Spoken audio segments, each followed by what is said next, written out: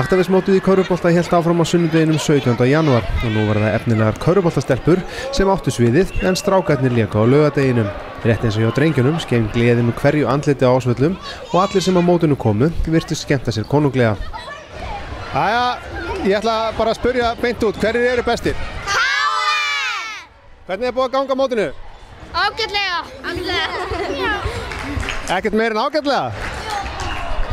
Jú, jú. Eru þið búin að vinna einhverja leiki? Já, mjög það. Hvað er skemmtilegast við körfubolta? Er skemmtilegast að skora eða spila vörn? Keppa. Fyrirmyndir eru öllum íþróttakrökkum afar mikilvægar og líklega er ekki hægt að hugsa sér betri fyrirmynd fyrir alla þessar efnilegu körfuboltastelpur en sjálfa körfuboltakonu ársins Helenu Sverrisdóttur.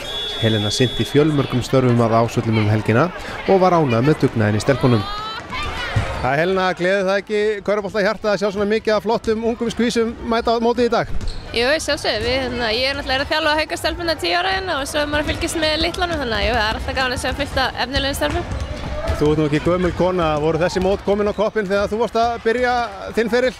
Ég bara man það ekki alveg sko. Ég er ekki orðin það gömul en ég er rosalega létt minni sko. En ég man alltaf ekki eftir því en það er frábært að sjá svona mörg lið koma.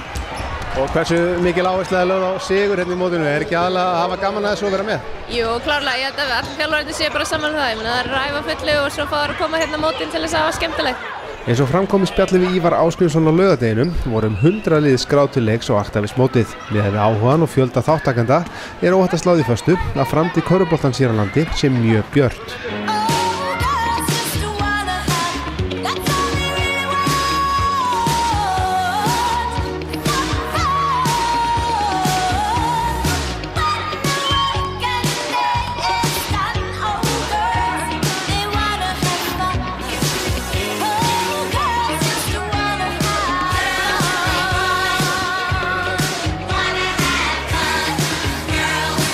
Eins og hjá strákunum komu liðin víða að og sérstaklega gaman var að sjá fjölda sterkra liða frá landsbyggðinni. Körfuboltinn hefur verið í gegnum árin sterkastur á Suðurnesjum en sé marktækandi á þessu móti mun ef til vill verða til nýtt stórveldi frá ekki svo þekktum stað.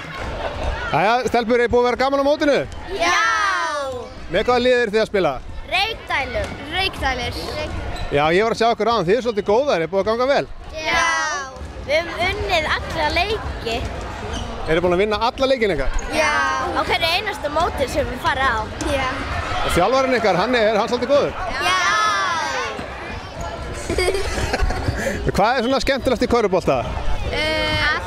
Allt. Er skemmtilega að spila vörn eða skora körfur? Er ekki langt skemmtilegt að skora körfur? Jú, það er skemmtilegt í sókn.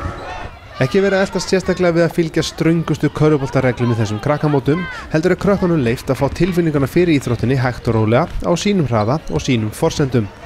Mörg glæsileg tilþrif sáust og ekki spurning hvort, heldur hvenar, einhver úr keppnishópi dagsins klæðist sjálfum landsliðsbúningnum og leikur fyrir Íslands hönd.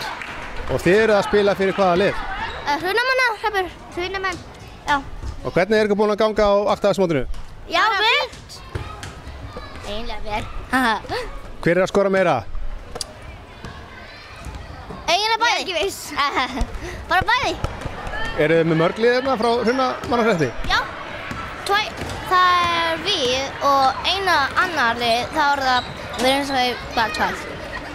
Hvað er það skemmtilegasta við körfuboltan? Er gaman að skora stig? Er það aðalega skemmtilega? Nei, það er bara allt svo skemmtilegt. Já. Það er skemmtilegt að hafa gaman, skemmtilegt að hreyfa sig og skemmtilegt að skora. Og vinna. Já, skemmtilegt að vinna. Næsta krakkamót fer fram síðustu helgina í janúar en þá fer fram póstmótið sem haldið verður í Smáranum í Kópavogi. Hver er bestir?